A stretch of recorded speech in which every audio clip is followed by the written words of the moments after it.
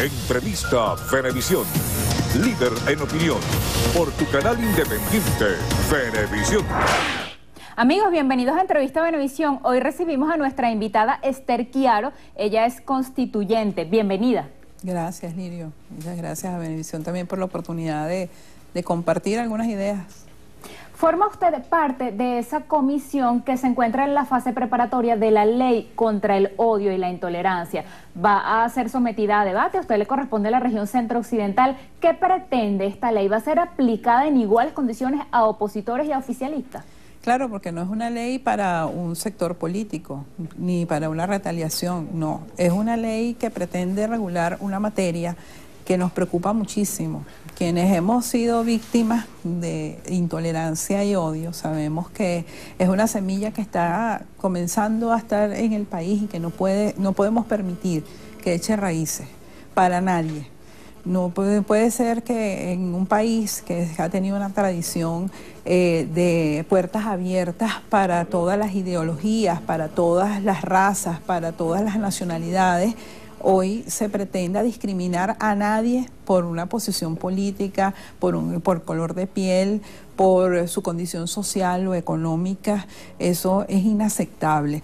Y en ese sentido es que queremos trabajar en esta ley, para promover la convivencia pacífica en el país y para castigar, creo que es importante, castigar las expresiones de odio de manera que no se repitan. Pero es una combinación de promover la convivencia pacífica, los valores que nos caracterizan además como sociedad venezolana, y castigar esos delitos de odio que además están claramente definidos en la legislación internacional. Exactamente ese punto, esa aplicación de la ley no traería ciertos riesgos de discrecionalidad. ¿Quién determina, quién dice qué acto es un acto de odio? Mira, justamente en eso estamos trabajando porque ya hay una legislación internacional. En el continente hay al menos 2 países que tienen legislaciones que castigan los crímenes de odio. En el caso de Perú y Uruguay, leyes además que han sido promovidas por la comunidad LGBT, que ha sido pionera justamente en la lucha por el reconocimiento de sus derechos, por el respeto y la tolerancia a sus expresiones, y que en ese sentido, pues estas leyes han sido promovidas por las comunidades LGBT en estos países. Hay además una abundante documentación, estudios comparados, la Comisión Interamericana de Derechos Humanos de la OEA lo ha hecho, o algunas ONGs también han hecho trabajos, estudios. Nosotros estamos en plena consulta, en plena revisión, y la definición de crimen de odio justamente va dirigida a evitar la discrecionalidad en la aplicación de la ley. Ahora, las penas, algunos constituyentes han hablado de que esa ley del odio podría imponer tanto sanciones pecuniarias, multas, como también prisión. Se habla hasta de 25 años de prisión por un crimen de odio. ¿No es desproporcional cuando aquí en Venezuela la pena máxima por homicidio, digamos, es de 30 años? Mira, yo creo que hablar de pena máxima tiene que ser también en casos extremos. Y en Venezuela, en estos últimos 4 meses, hemos visto casos extremos. Cuando se quema a un muchacho, como se hizo en Altamira, no 1, ni 2, ni 3 veces, varias veces. Cuando se hace lo que se hizo en Lecherías, donde se asesinó a una persona que se quemó y después además se filmó cómo se agredía el cadáver de esa persona. Porque fíjate, a mí me gustaría hacer referencia justamente a uno de los resúmenes ejecutivos que ya está circulando como documento en la comisión, donde definimos algunas características que tienen los crímenes de odio. La víctima tiene un estatus simbólico, es decir, no se le ataca por quién es, sino por quién representa, por lo que representa. En este caso se ha atacado a personas, a trabajadores, a personas de nuestro pueblo, por ser chavistas o por parecer chavistas. La intención además del crimen de odio no es simplemente atacar a la persona, no es robarte, no es asesinarte, sino es atacar a la comunidad que tú representas para infundir miedo. Esa es otra característica del crimen de odio. Además, en los crímenes de odio suelen participar múltiples agresores. Los casos extremos deben tener penas máximas, pero no es la orientación de la ley, ni es la discusión que se está dando, porque además recordemos que hasta ahora todos son propuestas. El presidente ha presentado su propuesta ante la Asamblea Nacional Constituyente y se ha abierto el debate al respecto. Ahí están participando todo el pueblo venezolano. Y en este momento pues vamos a hacer ese despliegue nacional que nos va a permitir además recoger las expresiones, sobre todo en las ciudades que sufrieron de manera más cruda las situaciones de violencia como Barquisimeto, Valencia, Maracay, Maracaibo, Los Teques. Particularmente lo sufrí, lo viví. Yo hace una semana encerrada en mi casa. Uno de mis hijos fue brutalmente agredido simplemente por pasar por un sitio. Y así hemos vivido unas cosas terribles que yo no quisiera que lo viviera más nadie, más nunca en este país. Otra ley que propone la constituyente, y usted también forma parte de la comisión, es esa llamada Ley de Convivencia Pacífica. No confundamos, es la misma ley. Es la misma ley, pero otro aspecto. Sí, señor, porque justamente por eso te digo que la ley complementa dos aspectos importantes. No solamente es castigar los delitos de odio, no, es promover la convivencia pacífica, que es fundamental. O sea, la ley no puede ser solo punitiva ni lo va a ser.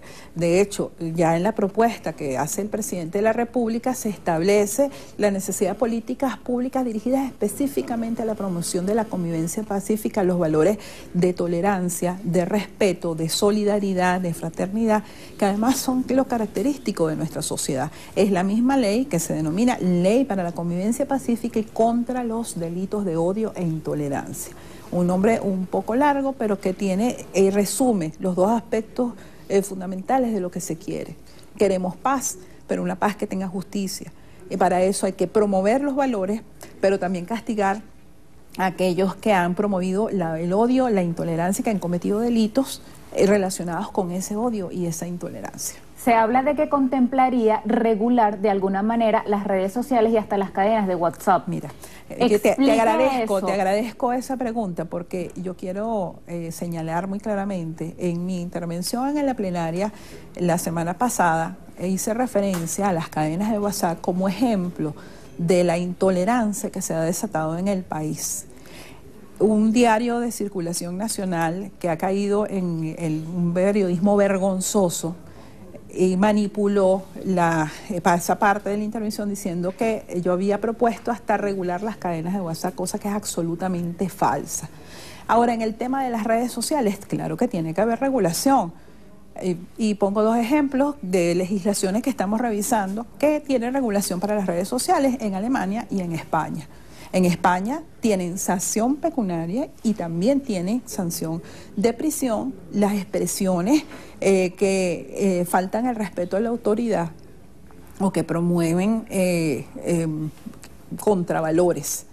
Y además es una legislación altamente discrecional.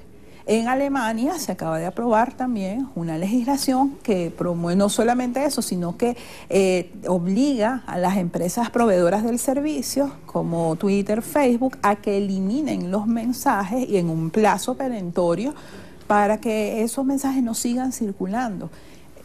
Son dos legislaciones que están vigentes. El debate está abierto. Yo soy de la opinión que efectivamente hay necesidad de regular las redes sociales, sobre todo las que son los mensajes más visibles y más públicos, que siguen circulando independientemente de que los retire o no el autor del mensaje. En el caso de WhatsApp es una mensajería más personal que es mucho más complicado hacer una regulación.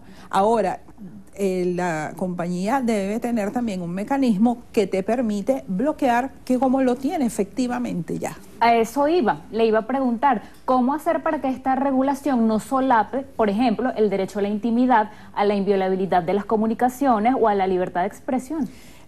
De hecho, en el caso de las mensajerías personal, como el correo electrónico, ya esas regulaciones existen. Yo no creo que sea necesario regular allá. Ahora, si es efectivamente ya las empresas tienen mecanismos que te permiten denunciar, por ejemplo, acoso, bloquear mensajes o personas no deseadas.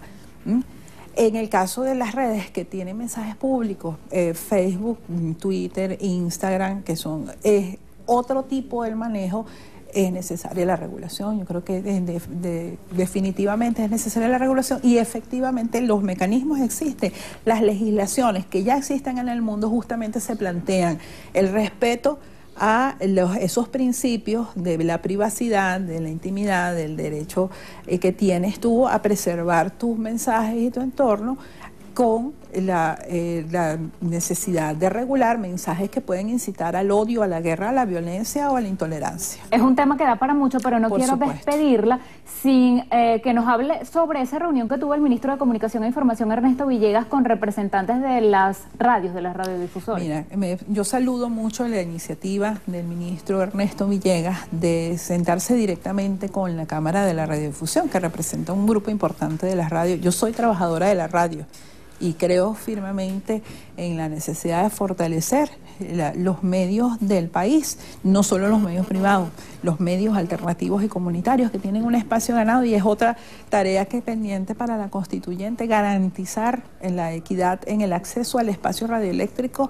para las empresas privadas de comunicación, para los medios alternativos, pero saludo sobre todo porque creo que fue un diálogo muy franco y donde además se quedó claro en la necesidad de que todos y todas promovamos la paz. Las diferencias existen. Yo creo que es importante destacar el derecho y reivindicar el derecho que tiene cualquier ciudadano de este país a decir, por ejemplo, que el presidente ha cometido errores, como también el derecho que tienen los partidarios del presidente de la Revolución Bolivariana a defender los logros, a defender los avances, a defender su visión del país. Creo que eso se puede hacer con respeto, con tolerancia, en un marco de la paz, en el que además rinda para el país los frutos de la convivencia pacífica que en algún momento nos han caracterizado más que en otros, porque además quienes además hemos sido víctimas de discriminación, de intolerancia, de irrespeto, no solo en este periodo de nuestra historia republicana, sino en periodos anteriores donde ni siquiera te atrevías a decir cuál era tu opción política porque te convertía en posible víctima de los cuerpos de seguridad. En este momento creemos más importante que nunca promover la paz, que además ha sido el discurso del presidente Nicolás Maduro. Se nos ha agotado el tiempo. Muchas gracias por haber venido Gracias la mañana de hoy. por la invitación. Así despedimos entrevista a Venevisión con Esther Chiaro, constituyente, miembro de la Asamblea Nacional Constituyente. A ustedes también les damos las gracias y les pedimos que se queden allí porque al regreso más de Noticiero Venevisión.